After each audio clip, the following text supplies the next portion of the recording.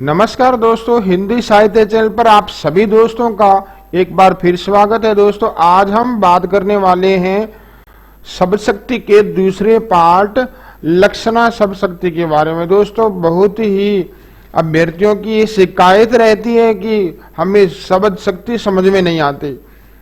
तो दोस्तों, बता दूं आपको, इससे पहले जो हमारा जो शब्द शक्ति का पहला वीडियो अभिधा जो शब्द शक्ति का है वो इस चैनल पर जो शेयर हो चुका है, उसे आप देख सकते हैं हमारे इस वीडियो के नीचे डिस्क्रिप्शन में जो लिंक दिया गया है उसका। और आज हम दोस्तों बात करने वाले हैं लक्षणा शब्द शक्ति पर। दोस्तों, शब्द शक्ति बिल्कुल ही आसान है।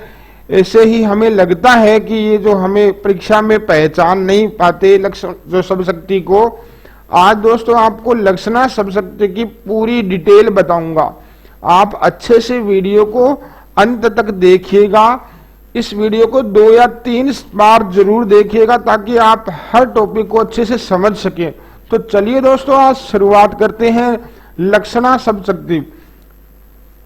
लक्षणा शब्द शक्ति में क्या होता है कि जहां मुख्य अर्थ में बाधा उपस्थित होने पर रूढ़ि अथवा प्रयोजन के आधार पर मुख्य अर्थ से संबंधित अन्य अर्थ को लक्ष्य किया जाता है। अर्थात जहां मुख्य अर्थ में, अर्थात क्या है, अभिधा शब्द शक्ति में मुख्यार्थ होता है या वाच्यार्थ होता है, तो इसमें क्या होगा कि उस मुख्यार्थ या वाच्यार्थ में बाधा उपस्थित होती है। तो क्या करते हैं हम, रूढ़ि या प्रयोजन के आधार पर मुख्य अर्थ से अन्य अर्थ को ग्रहण किया जाता है। वहां क्या होती है, लक्षणा शब्द शक्ति। दोस्तों, आपको बता दूं इससे पहले जो आपको मैंने बताया पिछले वीडियो में कि शब्द 3 प्रकार के होते हैं, वाचक, लक्षक और व्यंजक। इनसे जो वाचक से जो अर्थ निकलेगा वो वाच्यार्थ कहलाता है या मुख्यार्थ भी कहते हैं, और लक्षक से जो लक्षार्थ और व्यंजक से व्यंग्यार्थ अर्थ निकलता है। तो दोस्तों, इससे संबंधित ही शक्ति होती है जो वाच्यार्थ से संबंधित होती है अभिधा, लक्ष्यार्थ से संबंधित होती है लक्षणा शब्द शक्ति, और व्यंग्यार्थ से संबंधित होती है व्यंजना शब्द शक्ति। दोस्तों, अब हम वापस लौटते हैं लक्षणा शब्द शक्ति की ओर।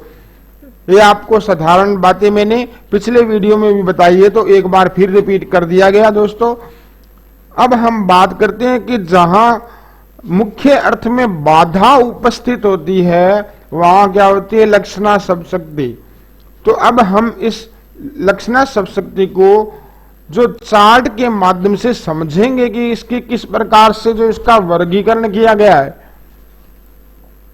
तो दोस्तों, बता दूं आपको, सबसे पहले लक्षणा शब्द शक्ति को जो लक्ष्यार्थ के आधार पर 2 भागों में बांटा। ये जो वर्गीकरण आप जो देख रहे हैं, ये जो वर्गीकरण है दोस्तों, ये आचार्य मम्मट जी का है, जिन्होंने रूढ़ि और प्रयोजनवती जो लक्षणा शब्द शक्ति के प्रकार बताए और इसके जो वर्गीकरण किया। दोस्तों, तो सबसे पहले जो वर्गीकरण है लक्षणा का, रूढ़ा लक्षणा और प्रयोजनवती लक्षणा, ये किसके आधार पर है, लक्ष्यार्थ या लक्ष्यार्थ के आधार पर। और जो इसका दूसरा वर्गीकरण किया है प्रयोजनवती लक्षणा का, वो किसके आधार पर किया है कि जो आपको एक सामान्य बात बताता हूं दोस्तों कि जो लक्षणा शब्द शक्ति होती है उसमें अभिधा वाला जो मुख्यार्थ या वाच्यार्थ होता जरूर है। वो ऐसे नहीं है कि वाच्यार्थ या मुख्यार्थ अभिधा वाला होगा ही नहीं, होता जरूर है, लेकिन बाधा उत्पन्न होती है, उसका अर्थ स्पष्ट नहीं होता, इस कारण यहाँ लक्षणा मानी जाती है। तो लक्ष्यार्थ और मुख्यार्थ के बीच में अगर संबंधों को हम दिखाएंगे तब इसके 2 पार्ट किए गए। लक्ष्यार्थ और मुख्यार्थ के बीच में संबंधों को अगर देखेंगे तो इसके 2 पार्ट किए गए। कौन कौन से, प्रयोजनवती के जो 2 पार्ट दिखाई दे रहे हैं आपको स्क्रीन पर, गोणी लक्षणा और शुद्धा लक्षणा, ये 2 पार्ट किए गए। इसके बाद में जो गौणी लक्षणा और शुद्धा लक्षणा इनका भी वर्गीकरण किया गया। तो शुद्धा लक्षणा का वर्गीकरण किस आधार पर किया गया दोस्तों? जो शब्द में, वाक्य में शब्द में मुख्यार्थ है या लुप्त हो गया है, उसके आधार पर उपादान लक्षणा और लक्षण लक्षणा दो पार्ट इसके ओ डिवाइड किए गए। और उसके बाद में जो सामान्यतः सरोपा और सादेवसाना, सरोपा और सादेवसाना, ये सभी में वर्गीकरण आपको मिलेगा। तो दोस्तों इस चार्ट को अच्छी तरह से समझ लीजिएगा। अब हम बात करते हैं कि लक्षणा शब्द शक्ति के जो भेद है। सबसे पहले हम बात करेंगे लक्ष्यार्थ के आधार पर। जो लक्षक शब्द से अर्थ निकलता है लक्ष्यार्थ, उसके आधार पर, इस आधार को लेकर लक्षणा के दो भेद माने गए हैं। कौन कौन से? रूढ़ा लक्षणा और प्रयोजनवती लक्षणा। तो सबसे पहले बात करेंगे रूढ़ा लक्षणा के बारे में। जहां मुख्यार्थ में बाधा होने पर रूढ़ि के आधार पर लक्ष्यार्थ ग्रहण किया जाता है, वहां रूढ़ा लक्षणा होती है। जैसे पंजाब वीर है। दोस्तों एक बात बता दूं आपको कि रूढ़ि के आधार पर, रूढ़ि का अर्थ होता है परंपरागत आधार पर, जो परंपरा से ऐसे शब्द चले आ रहे हैं उसके आधार पर हम वाक्य में शब्द का लक्ष्यार्थ ग्रहण करेंगे। जिस प्रकार पंजाब वीर है, इस वाक्य में पंजाब का लक्ष्यार्थ क्या होगा दोस्तों? पंजाब के निवासी। तो जो इसका लक्ष्यार्थ क्या होगा? पंजाब के निवासियों के लिए जो ये पंजाब शब्द का प्रयोग किया गया। तो यहां पर सीधा अगर पंजाब वीर है तो हम देखते हैं कि जो पंजाब तो नाम है, एक संज्ञा है, तो वो तो एक जड़ पदार्थ से संबंधित है। तो इसका अलग अर्थ निकाल लिया जाता है। वो क्या है? लक्ष्यार्थ के माध्यम से कि पंजाब के निवासी वीर है। ठीक है दोस्तों, यह अर्थ रूढ़ि के आधार पर ग्रहण किया जाता है। अतः रूढ़ा लक्षणा है, अर्थात परंपरागत तौर पर जो हमने उस शब्द का अर्थ निकाला उसी आधार पर ये रूढ़ा लक्षणा कहलाएगी। जिस प्रकार राजस्थान वीर है, तो यहां राजस्थान के निवासी, इसका लक्ष्यार्थ क्या होगा? ये तो शब्द है, क्या ये लक्षक शब्द है, इसका अर्थ होगा लक्ष्यार्थ, राजस्थान के निवासी वीर है। इसके बाद जो वाक्य हम बात कर रहे हैं कि जो प्रस्तुत वाक्य में राजस्थान का मुख्यार्थ राजस्थान राज्य। अब ध्यान दीजिए कि अगर अपने अभिधा की तरफ जाएं तो वहां पे क्या होगा? मुख्यार्थ। और यहां पे भी मुख्यार्थ है। आपको मैंने पहले बताया कि लक्षणा शब्दशक्ति में मुख्यार्थ या वाच्यार्थ होता जरूर है, लेकिन वो कई बार हमें दिखाई देता है शब्द में, कई बार लुप्त होता है। तो यहां पे जो राजस्थान का मुख्यार्थ राजस्थान राज्य से संबंधित है, परंतु यहां इस अर्थ की बाधा है, क्योंकि राजस्थान तो जड़ है, वह वीर कैसे हो सकता है? राजस्थान तो जड़ का अर्थात राजस्थान तो संज्ञा, एक प्रकार का संज्ञा का नाम है, तो अगर यह वीर कैसे हो सकता है? इस स्थिति में इसका जो लक्ष्यार्थ ग्रहण किया जाता है कि राजस्थान के लोग वीर है। ठीक है दोस्तों, यह अर्थ आधार आधेय संबंध की दृष्टि से लिया जाता है। यहां देखिए कि राजस्थान राज्य आधार है तथा राजस्थान के लोग आधेय है। इसमें आधार क्या है? जो मुख्यार्थ है ना, अभिधा वाला मुख्यार्थ राजस्थान राज्य, और इसका जो आधेय है राजस्थान के लोग अर्थात लक्ष्यार्थ। आधेय किसको कहते हैं? लक्ष्यार्थ को। यह अर्थ ग्रहण करने में रूढ़ि कारण है। राजस्थान के लोगों को राजस्थान कहने की रूढ़ि है, अर्थात परंपरा है। अतएव यहां रूढ़ा लक्षणा शब्दशक्ति मानी जाती है। अन्य उदाहरण देखते हैं इसके। पंजाब शेर है, तो पंजाब के निवासियों के लिए। इस प्रकार अन्य उदाहरण भी हम पढ़ लेते हैं दोस्तों। वीडियो थोड़ा बड़ा जरूर होगा, लेकिन आपको लक्षणा शब्दशक्ति की पूरी डिटेल बताई जाएगी दोस्तों। यह तेल शीतकाल में उपयोगी है, तो ये तेल शब्द जो विशेष तेल का प्रयोग किया गया, वाक्य में किसी विशेष तेल की तरफ इशारा संकेत किया गया है कि यह तेल शीतकाल में उपयोगी है। मुंह पर ताला लगा लो। एक बात और ध्यान रखिएगा दोस्तों, जितने भी मुहावरे हैं टोटल हिंदी में, जितने भी मुहावरों का प्रयोग होता है, तो वहां पे अपने बिना कुछ सोचे समझे रूढ़ा लक्षणा शब्दशक्ति को सही कर देंगे, क्योंकि रूढ़ा जो लक्षणा शब्दशक्ति होती है उसमें रूढ़ी अर्थात परंपरागत जो शब्द चले आ रहे हैं, तो मुहावरे के रूप में, जैसे मुंह पर ताला लगा लो, तो हकीकत में ताला थोड़ी लगेगा मुंह पर, लेकिन ये मुहावरा है। इसका अर्थ क्या होता है कि मुंह को बंद कर लो, अर्थात शांत हो जाओ।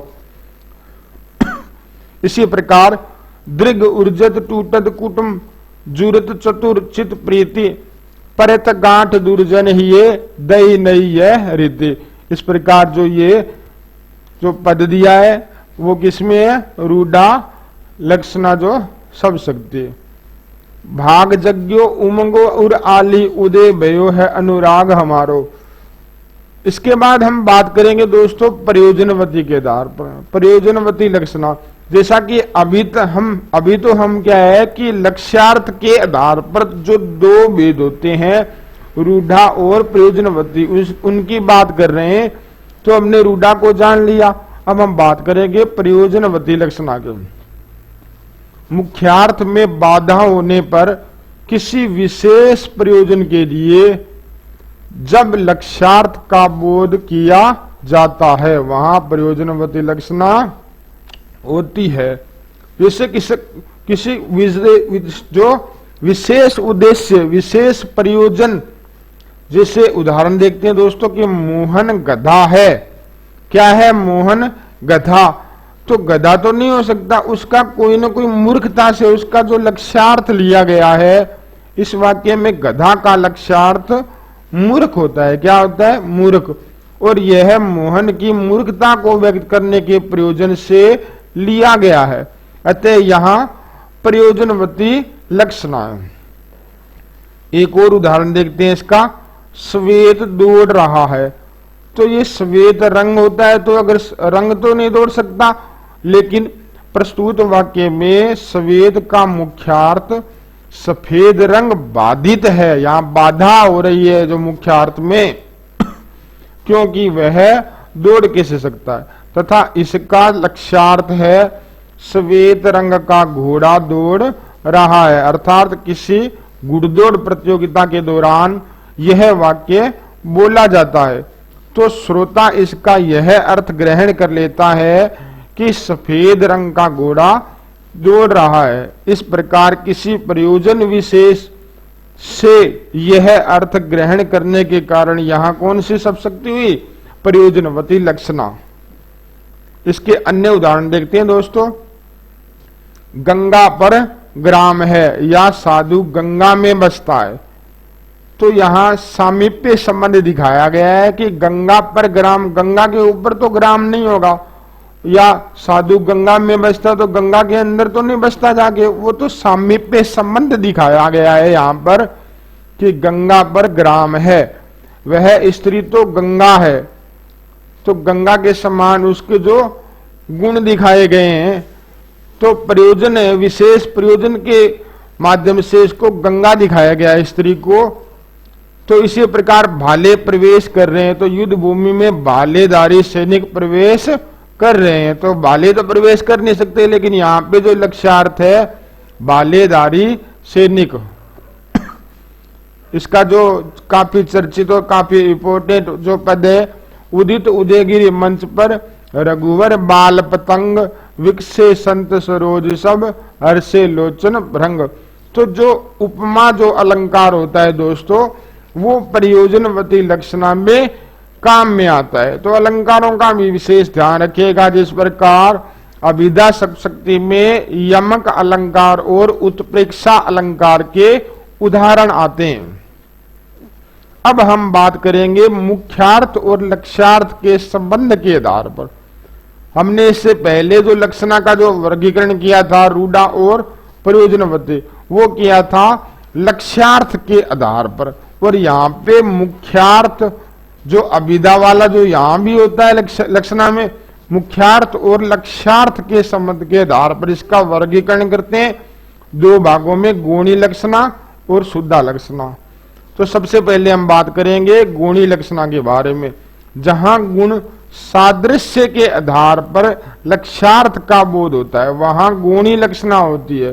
सादृश्य का मतलब कोई भी ऐसी चीज जो उसके समान हो दूसरी, उसके गुणों के आधार पर, किसके आधार पर? गुणों के आधार पर लक्ष्यार्थ का बोध होता है। जैसे मोहन शेर है, तो मोहन शेर तो नहीं हो सकता, लेकिन शेर जैसे गुण है उसमें, तभी तो ये गोणी शब्द बना किससे है? गुण से बना है।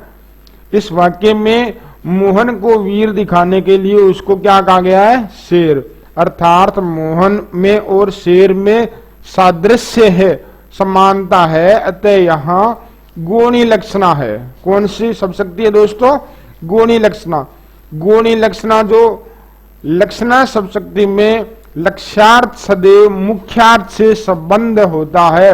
कई बार परीक्षा में पूछा भी गया है कि निम्न में से कौन सा कथन असत्य है, तो वहां ये बात लिखी होती है कि लक्षणा शब्दशक्ति में मुख्यार्थ नहीं होता। हालांकि इसमें मुख्यार्थ होता है, कभी कभी लुप्त भी होता है, कभी दिखाई भी देता है वाक्य में। तो ये क्या है कि मुख्यार्थ से संबंध होता है, किसका? लक्ष्यार्थ का। कितने प्रकार के संबंध है जो आपको दिखाई दे रहे हैं स्क्रीन पर दोस्तों? सादृश्य संबंध, आधारदेय संबंध, सामीप्य संबंध, विपरीत्य संबंध, तात्कर्म्य संबंध और कार्यकारण संबंध, अंगांगी संबंध। तो ये इतने प्रकार के संबंध हम दिखा सकते हैं, किसमें? लक्ष्यार्थ और मुख्यार्थ में।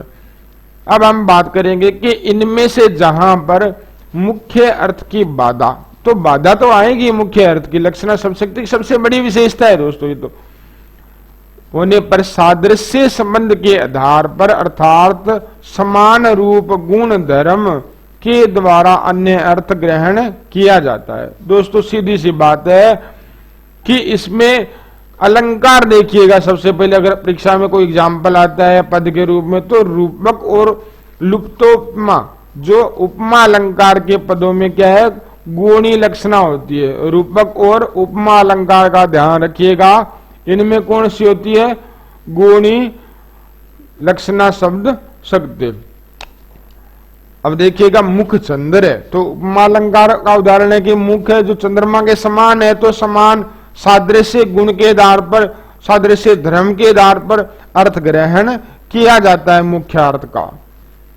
यहां मुख्यार्थ में बाधा है कि मुख चंद्र कैसे हो सकता है। अब देखो मुख तो चंद्रमा कैसे हो सकता है, लेकिन इसकी समानता है जो चंद्रमा की, वो मुख से आपस में क्या है? उपमा की गई है। मुख की उपमा किससे की गई है? चंद्रमा से। तब लक्ष्यार्थ यह लिया जाता है कि मुख चंद्रमा जैसा सुंदर है, यह अर्थ सादृश्य संबंध के कारण लिया जाता है, अतः यहां गुणी लक्षणा शब्दशक्ति है। ध्यान रखिएगा दोस्तों, इसमें जो सादृश्य संबंध वाला है ये मात्र गुणी लक्षणा में, अर्थात गुण धर्म, बस यही बात ध्यान रखनी है आपको कि गुणी लक्षणा शब्दशक्ति में कौन सा उदाहरण आएगा? सादृश्य संबंध वाला। बाकी जितने भी संबंध दिखाई दे रहे हैं आपको, तात्कर्म्य, कार्यकारण, सामीप्य, आधारदेय और विपरीत संबंध, अंगांगी संबंध, ये सारे किसमें आते हैं? इसके बाद जो शब्दशक्ति हम बात करेंगे शुद्धा लक्षणा शब्दशक्ति में आते हैं। ये सारे जो उदाहरण है उसके आएंगे। तो दोस्तों इसके अलावा जो अन्य उदाहरण है उसके जो गुणी लक्षणा की उसकी बात करते हैं, जो काफी इंपॉर्टेंट है परीक्षा की दृष्टि से, उन्हें भी देख लीजिएगा, अपने रजिस्टर में नोट जरूर करिएगा दोस्तों इन उदाहरणों को। नारी कुमुदिनी अवधसर रघुवर वीर दिनेश अस्त भय प्रमुदित भय निरखी राम राकेश।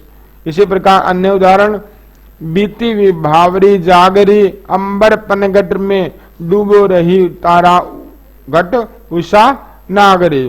तो ये जो रूपक अलंकार का उदाहरण है, तो दोस्तों रूपक और उपमा अलंकार के उदाहरण किसमें आएंगे? गुणी लक्षणा शब्दशक्ति में। अब हम बात करते हैं दोस्तों शुद्धा लक्षणा के बारे में, जहां गुण सादृश्य को छोड़कर अन्य किसी आधार यथा समीपता, जो संबंध आपको बताया ऊपर वीडियो में, साहचर्य, आधार, आदेश संबंध के आधार पर लक्ष्यार्थ ग्रहण किया जाता है, वहां शुद्धा लक्षणा शक्ति होती है। जैसे लाल पगड़ी आ रही है, तो दोस्तों अब क्या है कि लाल पगड़ी आ रही है, यहां लाल पगड़ी का अर्थ है सिपाही। क्या अर्थ है इसका? सिपाही। इन दोनों में साहचर्य संबंध है। जो पास में कोई अगर कोई वस्तु रहती है किसी, तो उसके साहचर्य संबंध, जैसे सिपाही की सिर पर जो टोपी है पंजाब में वो लाल पगड़ी होती है, तो इसलिए लाल पगड़ी का अर्थ सिपाही से लिया गया है। यहाँ पे शुद्धा लक्षणा है। इसके उदाहरण देखिएगा, मेरे सिर पर क्यों बैठते हो, इसमें किस प्रकार का संबंध है? इसमें सामीप्य अर्थात नजदीकी का या पास का संबंध है। सिर पर क्यों बैठते हो दिया ना, वाक्य में पता लग रहा है। पानी में घर बनाया है तो सर्दी ही लगेगी, सामीप्य संबंध, ये भी नजदीक का या नजदीकी का जो संबंध दिखाई दे रहा है इस वाक्य में। आंचल में है दूध और आंखों में पानी, ये भी सामीप्य संबंध है। तो दोस्तों वीडियो को 2 या 3 बार देखिएगा, जरूर आपके लक्षण शब्दशक्ति पूरी की पूरी अच्छी तरह से समझ में आ जाएगी। वह मेरे लिए राजा है, यहाँ पे कौन सा संबंध है? तात्कर्म संबंध, अर्थात कर्म से संबंधित है कि मेरे राजा है। इस घर में नौकर मालिक है, तात्पर्य संबंध है यहाँ भी। इसके बाद जो पितु सुरपुर सिय राम लखन बन मुनि व्रत भरत गयो, हो रही घर मसान पावक अब मरी बोई मृतक दयो। इसके बाद जो अगला उदाहरण है सारा घर तमाशा देखने गया है, तो सारा घर, इसमें जो संबंध है आधार आधेय का दिया गया कि सारे घर के लोग तमाशा देखने गए हैं, सारा घर नहीं गया, सारा घर के लोग। तो दोस्तों अब हम बात करेंगे मुख्यार्थ है या नहीं के आधार पर लक्षणा के भेद, कि जो वाक्य दिया गया है, वाक्य में जो शब्द दिया है उसमें मुख्यार्थ है या नहीं, उसके आधार पर लक्षणा के जो भेद किए गए हैं। कौन से 2 भेद किए गए हैं? उपादान लक्षणा और लक्षण लक्षणा। बहुत ही अच्छा सा आपको मैं इसका तरीका बताऊंगा किस प्रकार पहचानते हैं उपादान लक्षणा को और लक्षण लक्षणा को। उपादान लक्षणा में क्या है? जहां मुख्यार्थ बना रहता है, अर्थात मुख्यार्थ रहता है इसमें और लक्ष्यार्थ का बोध मुख्यार्थ के साथ ही होता है, वहां उपादान लक्षणा होती है। जैसे लाल पगड़ी आ रही है, तो इसमें लाल पगड़ी भी आ रही है और लाल पगड़ी पहने हुए सिपाही भी जा रहा है। इस प्रकार मुख्यार्थ के साथ साथ में लक्ष्यार्थ भी होता है। यहां मुख्यार्थ लाल पगड़ी के साथ साथ लक्ष्यार्थ सिपाही का बोध भी हो रहा है, अतः उपादान लक्षणा है। उदाहरण अन्य देखते हैं।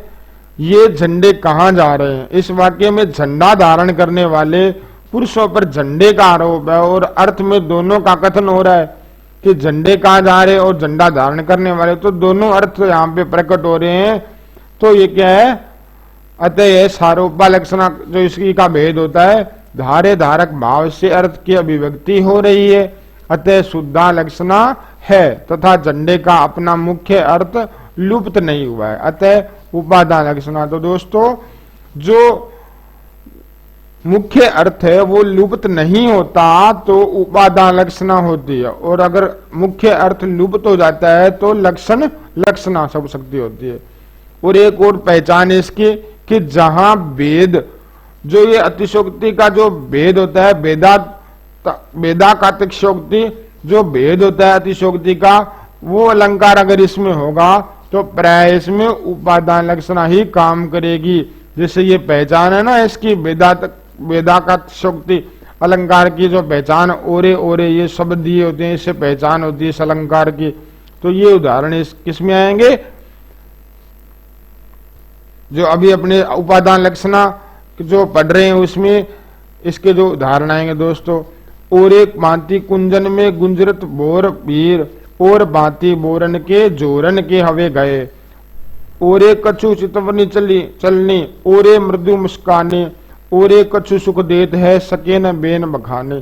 तो ये उदाहरण है जो उपादान लक्षणा शब्द शक्ति में आएंगे। दोस्तों एक बात ध्यान रखिएगा, कुछ न कुछ अलंकारों का जरूर आपको ज्ञान होना जरूरी है। अलंकार के बिना कुछ न कुछ यहाँ पे दिक्कत जरूर हो सकती है आपको शब्द शक्ति में। अगर पद के रूप में उदाहरण आते हैं तो परीक्षा में पहचानने में सबसे बड़ी जो भूमिका होती है अलंकार की होती है। लक्षण लक्षणा शब्द शक्ति में इसमें मुख्यार्थ पूरी तरह समाप्त हो जाता है, अर्थात लुप्त हो जाता है, तभी लक्ष्यार्थ का बोध होता है। जिस प्रकार अलग सा अर्थ हमें दिखाई देता है कि हमें पता नहीं लगता कि मुख्यार्थ कहां है। ठीक है दोस्तों, इसके बाद जो आज भुजंगों से बैठे हैं ये उदाहरण, वे कंचन के घड़े दबाए विन्य हार कर कहती है, ये विष दर्व अटते नहीं हटाए। मतलब पूंजीपति जो लोग होते हैं उनके बारे में ये जो पद में बात कही गई है, तो इसमें मुख्यार्थ है वो तो पूरी तरह लुप्त हो गया, लक्ष्यार्थ का बोध होता है। अब इसके बाद अन्य जो महत्वपूर्ण उदाहरण है ये भी नोट कर लीजिएगा अपने दोस्त अपने रजिस्टर में। कच समेटी करी बुझ उल्टी खाए शिष पट डारे, काको मन बांधे न जूरो बांधन हारे। इसके बाद में दोस्तों हम बात करेंगे जो सामान्य वर्गीकरण किया गया इनका शब्द शक्ति का, सारोपा और साध्य विशाना लक्षणा। इसमें बात करेंगे सारोपा लक्षणा के, जहां उपमेय और उपमान में अभेद आरोप करते हुए लक्ष्यार्थ की प्रतीति हो वहां सारोपा लक्षणा होती है। अर्थात उपमेय और उपमान में कोई समानता ना रहे, बिल्कुल अभेद आरोप हो, अर्थात मान ही लिया हो किसी को, तो उसमें सारोपा लक्षणा होती है। स प्लस आरोप, आरोप उसमें लगा दिया जाता है कि ये वस्तु ये है, मुख चंद्र है तो चंद्र है ये। इसमें उपमेय भी होता है।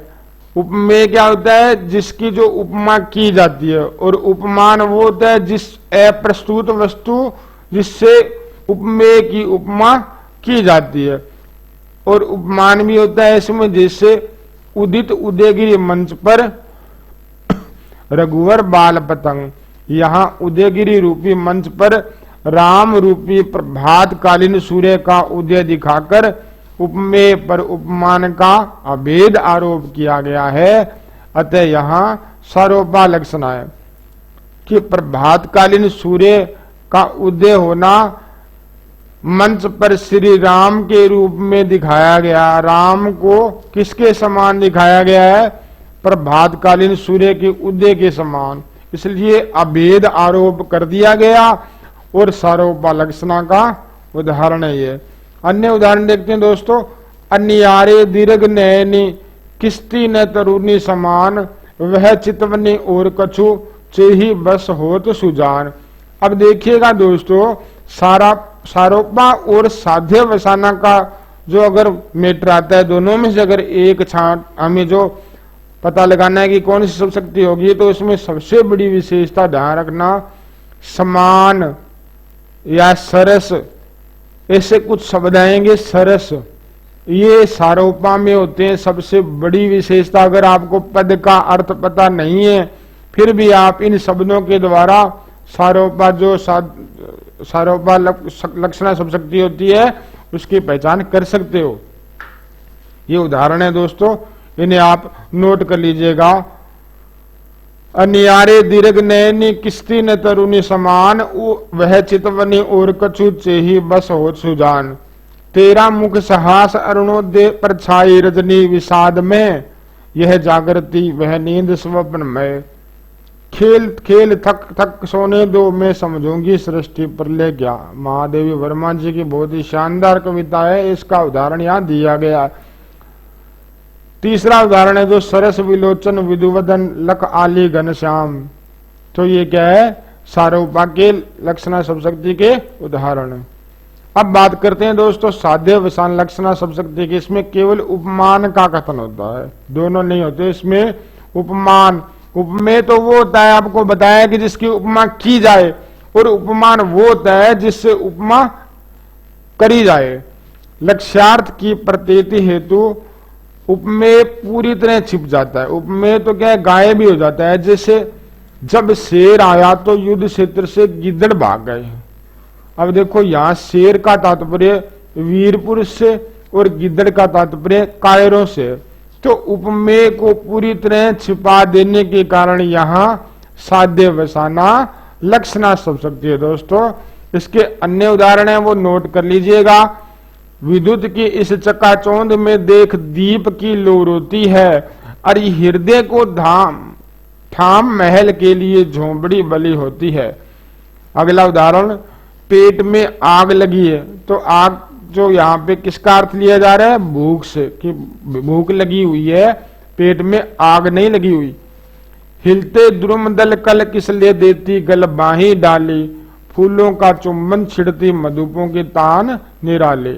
अगला उदाहरण इसका, कनक लता पर चंद्रमा धरे धनुष दवे बाण। उसका अगला उदाहरण, बांधा था विदु को किसने इन काली जंजीरों से, मणि वाले फणियों का मुख क्यों भरा हुआ है हीरों से। इसका जो अगला उदाहरण, चाहे जितना अर्थे चढ़ाओ पत्थर पिघल नहीं सकता, चाहे जितना दूध पिलाओ अही विष निकल नहीं सकता। लाल पगड़ी आ रही है, मतलब किसके लिए अर्थ किसका निकल रहा है, पुलिस से संबंधित इसका अर्थ। तो दोस्तों आज हमने बात की लक्षणा शब्द शक्ति की। इस वीडियो को आप 2 या 3 बार जरूर देखिएगा, तब जाकर आपको ये पूरी डिटेल इसकी पता लगेगी। दोस्तों बता दूं आपको, पूरा का पूरा मैटर है जो आप नोट कर लीजिए अपने रजिस्टर में, ताकि आपको कभी भी किसी भी एग्जाम में इस मैटर से हेलो पहुंच के। और दोस्तों बता दूं, इन उदाहरणों के मध्य से ही परीक्षा में लगभग क्वेश्चन शब्द शक्ति के पूछे जाते हैं। तो इसे आप अच्छी तरह से कंठस्थ कर ले। धन्यवाद दोस्तों।